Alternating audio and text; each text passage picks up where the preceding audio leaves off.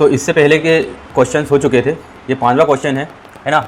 ये क्या है, क्या कहता है कि जांच कीजिए कि क्या किसी प्राकृत संख्या n के लिए संख्या 6n अंक 0 पर समाप्त हो सकती है ना।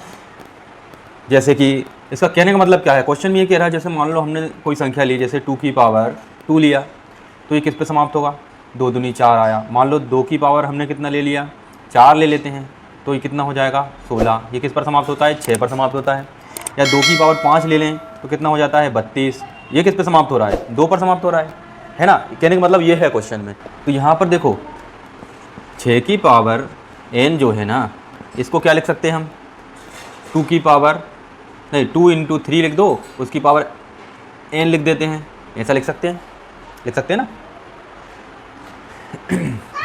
तो यहाँ पर अपन इसको लिख सकते हैं 2 की पावर n × 3 की पावर n, है ना। इसको इस तरह से लिख सकते हैं, 2 की पावर n और 3 की पावर n, इस तरह से लिख सकते हैं।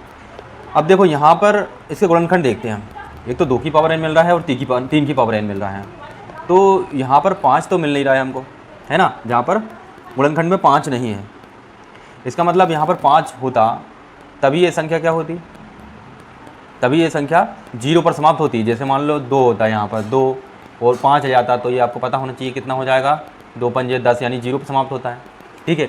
अब मान लो 2 की पावर 2 होता और 5 होता, 5 भी कोई भी पावर होती लेकिन 0 जरूर मिलता। अपने 2 और 5 रहते हैं जब इकाई में 0 जरूर मिलता है। ये हो जाता 2 दिन 4, 4 पंजे 20, ये देखो 0 पे समाप्त हो रहा है ना। तो यहाँ पर तो 5 मिला नहीं है।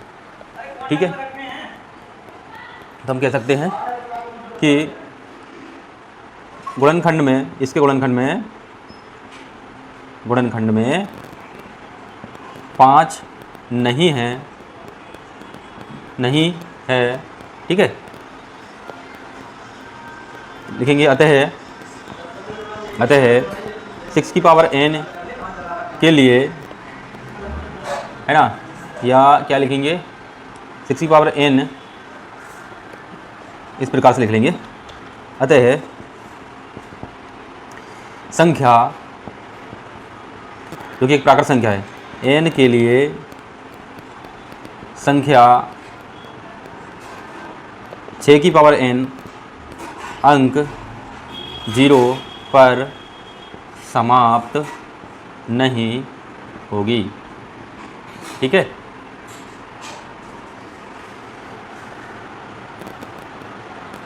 सिक्स की पावर n अंक 0 पर समाप्त नहीं होगी, कहीं भी 0 मिलने वाला नहीं है ना। तो बस इसका इतना सा आंसर है, सिंपल सा क्वेश्चन था, है ना। कुछ लोग क्या करते हैं, इस प्रकार के क्वेश्चन को छोड़ देते हैं, ठीक है ना, करवाते ही नहीं है। लेकिन दोस्तों ये आना चाहिए आपको, है ना, ये क्वेश्चन भी आना चाहिए, क्योंकि ये कॉन्सेप्ट आपको पता होगा ना, तो आपको भविष्य में कभी समस्या नहीं होने वाली है।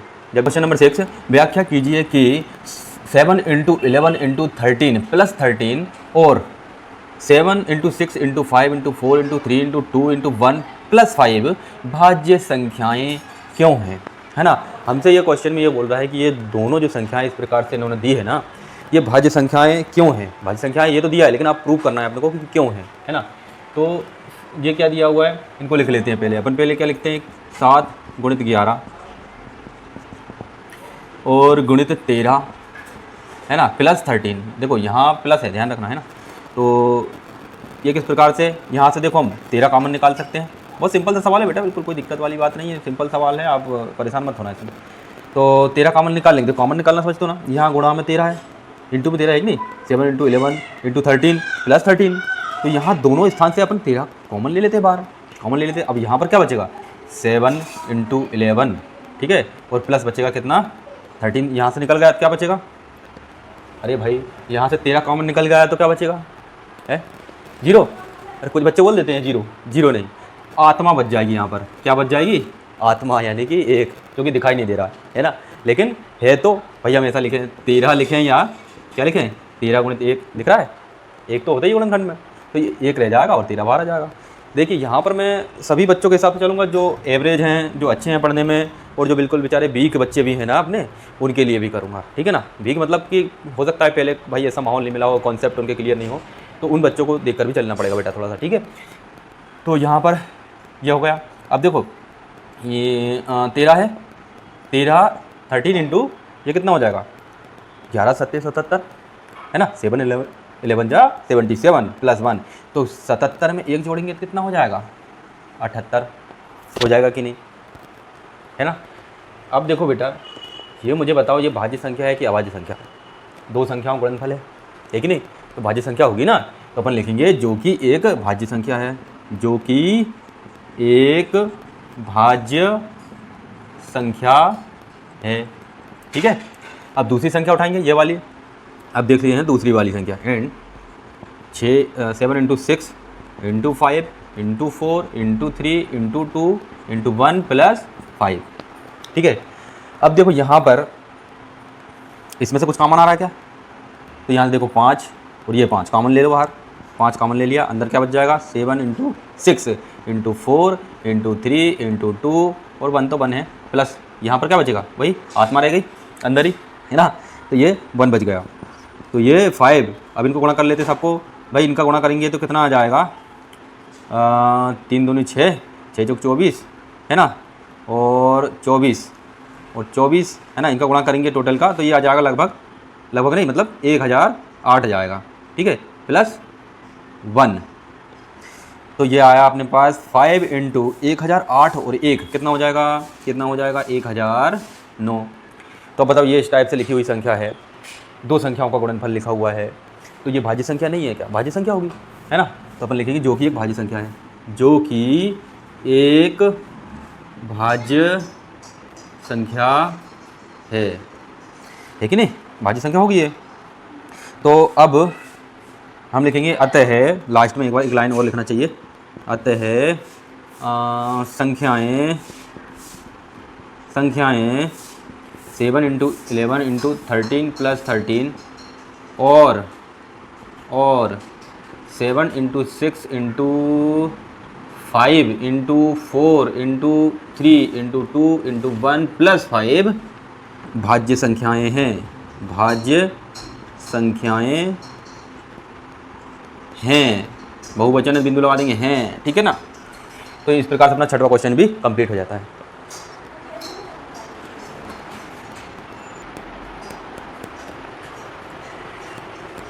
चलिए तो अब नेक्स्ट क्वेश्चन देखते हैं, क्वेश्चन नंबर 7 क्या है।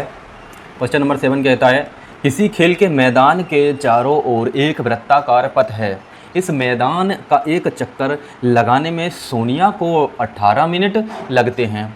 क्वेश्चन को ज़रा ध्यान से समझिएगा, है ना। क्वेश्चन देखने में बड़ा लग रहा है बेटा, लेकिन है छोटा सा सवाल है, कोई ज़्यादा बड़ा नहीं है, ठीक है ना। ओनली हमको एलसीएम निकालना रहेगा इसमें।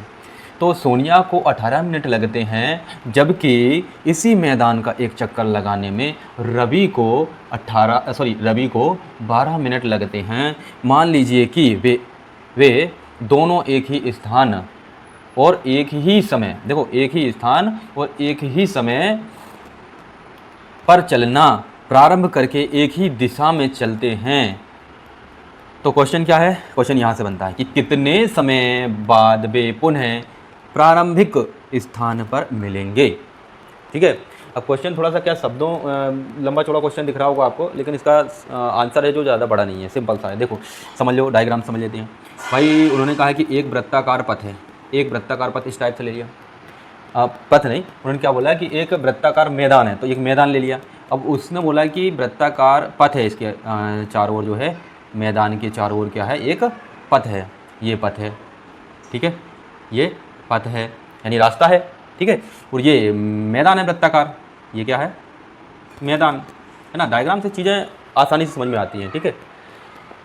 तो अब वो बोल रहे हैं कि मान लो यहाँ से चलना प्रारंभ करते हो, ठीक है, तो अब सोनिया भी यहाँ से चलना प्रारंभ करती है और रवि भी यहाँ से ही चलना प्रारंभ करते हैं, दोनों एक ही बिंदु से शुरुआत करते हैं, तो वो ऐसे चलेंगे, ठीक है, ऐसे चलते और वापस इसी बिंदु पर कब मिलेंगे, हमको कितने समय बाद मिलेंगे ये बताना है। तो अब जो सोनिया है, सोनिया 18 मिनट लगते हैं सोनिया को, है ना। सोनिया हो सकता है छोटी हो या सोनिया लड़की है, है ना, इस टाइप से। ये लड़का है, ऐसा कहते हैं भाई, लड़का वैसे भेदभाव तो नहीं करना चाहिए, लेकिन फिर भी नेचुरली थोड़ा सा क्या रहता है कि अब लड़कियाँ थोड़ी सी स्लो चल रही होगी, लड़की स्लो चलेगी, तो लड़का जो है 12 मिनट में इतना चक्कर पूरा कर लेता है, वो लड़की 18 मिनट में करती है। समय किसको ज़्यादा लग रहा है? लड़की को, और लड़के को कम समय लग रहा है। तो अब उन्होंने बोला है कि भाई कितने समय बाद एक दूसरे को इसी बिंदु पर मिलेंगे, कहीं और की बात नहीं कर रहे हैं हम, यहाँ की कर रहे हैं कि यहीं पर इसी बिंदु पर है। मान लो ये बिंदु अपन ने ले लिया ए, तो इस ए बिंदु पर ये कब मिलेंगे, ठीक है। तो उसके लिए क्या करेंगे, हम एलसीएम ले लेंगे, तो एलसीएम निकालेंगे यहाँ पर। तो पहला क्या है, 18 मिनट, 18 का देखते हैं, गुणनखंड करते हैं, तो 2 तिया 6 और 6 3 18, इसको हम लिख सकते हैं 2 की घात 1 गुणित 3 की घात 2। फिर क्या है 12, तो 12 को क्या लिख सकते हैं, 2 गुणित 2, 2 दूनी 4, 3 12, यानी 2 की घात तो 2 और 3 की घात 1, ठीक है। तो एलसीएम निकालेंगे, इसलिए इनका एलसीएम क्या हो जाएगा, लघुत्तम समापवर्त है। एलसीएम ऑफ किस किस का, 12 को और 18 का, 12 और 18 का एलसीएम क्या हो जाएगा। एलसीएम निकालना आपको बताया था मैंने, दूसरी क्लास में बताया था निकालना, है ना, जब अपनी पार्ट सेकंड चल रहा था, है ना, और थर्ड में भी बताया था आपको। तो एलसीएम निकालेंगे तो क्या करेंगे, दोनों में जो भी अपने पास अभाज्य संख्याएं हैं उनकी बड़ी से बड़ी घात देखते हैं। तो इन दोनों में देखो बड़ी घात 2 की कौन सी है, 2 है, तो यहाँ पर रख दो 2 की घात 2। फिर 3 देखो, अगला अभाज्य गुणनखंड क्या है, 3 है, तो 3 की घात बड़ी कौन सी है, 3 की घात 2 है, तो 3 की घात 2 रख देंगे। बस इनका गुण कर दो, कितना हो जाएगा, 3 2 दूनी 4 और 3 3 का 9, 9 को 36, ठीक है। तो एलसीएम कितना आया, 36 आया। तो हम लिखेंगे अतः वे दोनों कौन, सोनिया और रवि, वे दोनों पुनः प्रारंभिक स्थान पर 36 मिनट बाद मिलेंगे, 36 मिनट बाद मिलेंगे, ठीक है बेटा, समझ में आ गया क्या, है ना। एक बार और फिर से बता देता हूँ। उन्होंने बोला कि किसी खेल के मैदान के चारों ओर एक वृत्ताकार पथ है, इस मैदान का एक चक्कर लगाने में सोनिया को 18 मिनट लगते हैं, सोनिया घूम कर आएगी, 18 मिनट टाइम लगेगा उसको। उसके बाद जो रवि है, रवि को 12 मिनट लगते हैं, 12 मिनट में ये चक्कर लगा लेगा। तो उन्होंने बोला कि वे यहीं से चलना शुरुआत करते हैं। ये अभी तो कैपेसिटी दी थी ऊपर कि भाई ये 18 मिनट में चक्कर लगा वापस आ सकती है, और रवि जो है 12 मिनट में चक्कर लगा कर आ सकता है। अब बता रहे हैं कि दोनों एक ही स्थान पर चलना प्रारंभ करते हैं और एक ही समय पर, ऐसा नहीं कि ये थोड़ी देर बाद निकलेगा, नहीं, दोनों शुरुआत में, मान लो 2:05 पर निकलते हैं तो दोनों ही साथ में निकल रहे हैं और इसी बिंदु से। तो ये वापस जब आपस में इसी बिंदु पर आकर मिलेंगे तो कितने समय बाद मिलेंगे ये पूछा गया है। तो वो मिलेंगे कितने, 36 मिनट बाद, 36 मिनट बाद वो पुनः प्रारंभिक स्थान पर मिलेंगे, ये क्वेश्चन है ना। तो इस प्रकार से अपनी प्रश्नावली यानी कि एक्सरसाइज 1.1 कंप्लीट हो जाती है, ठीक है। अब इसके बाद हम अगली एक्सरसाइज देखेंगे, है ना। आपको अगर वीडियो पसंद आई हो, आपको समझ में आया हो, है ना, तो वीडियो को लाइक कीजिएगा, शेयर कीजिएगा और चैनल को सब्सक्राइब कीजिएगा, ताकि इस प्रकार की वीडियो आपको आगे मिलती रहे। और हाँ, बेल आइकन को भी दबा दीजिएगा, तो इस प्रकार की वीडियो आपको मिलती रहे, नोटिफिकेशन मिल जाएगा वीडियो का, ठीक है। तो ठीक है, आज के लिए इतना ही। जय बजरंगबली।